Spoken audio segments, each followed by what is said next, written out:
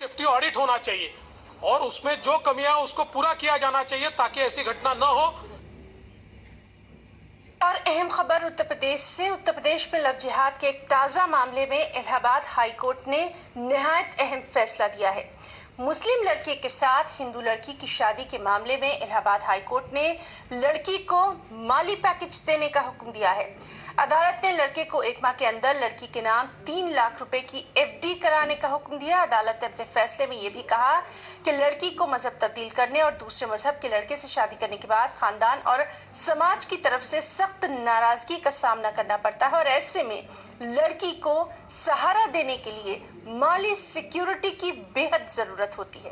वाज़ेह रहे कि यूपी के बिजनौर जिले की संगीता ने शादाब नाम के मुस्लिम लड़के से लव मैरिज की थी, लेकिन लड़की के घर वालों की तरफ से ज़िद-ओ-कोब किए जाने और तरह तरह की धमकियां मिलने के बाद संगीता ने इलाहाबाद हाई कोर्ट से रुजू किया था।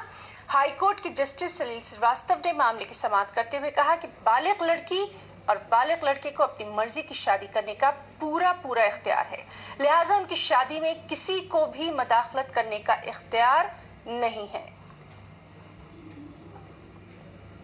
उत्तर प्रदेश में लव जिहाद को लेकर जहां ऑर्डिनेंस लाया गया, वहीं लगातार इस तरह के मामले बढ़ रहे हैं जो माननीय उच्च न्यायालय में आ रहे हैं और माननीय उच्च न्यायालय से उनको राहत दी जा रही है। जिसमें बिजनौर की संगीता, जिसने इस्लाम धर्म कबूल करके अपना नाम शाइस्ता परवीन रख लिया और शादाब नाम के लड़के से शादी कर ली।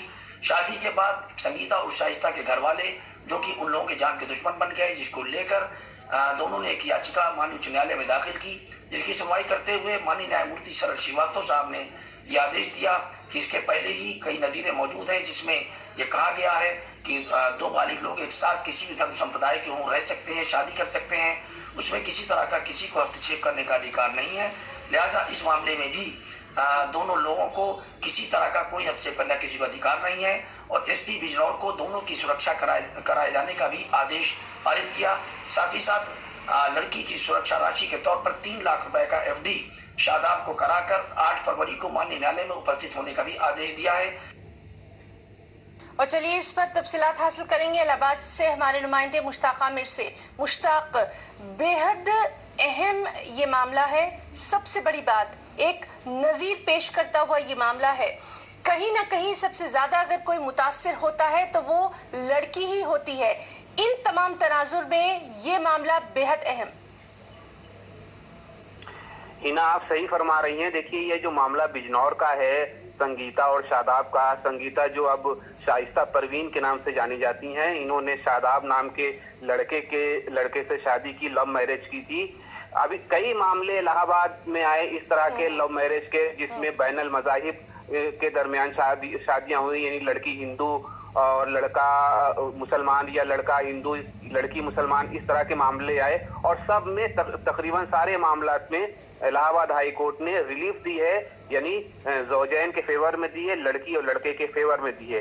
लेकिन ये जो जजमेंट आया है इलाहाबाद हाई कोर्ट का, ये थोड़ा मुख्तलिफ है। इस जजमेंट में जो सबसे अहम नुक्ता है वो ये है कि अदालत ने ये कहा कि शाइस्ता परवीन या संगीता ने शादाब से जो शादी की है, क्योंकि दोनों बालिग हैं और दोनों अपनी मर्जी से शादी करने का दोनों को अख्तियार है और इसमें किसी की मुदाखलत बर्दाश्त नहीं की जा सकती।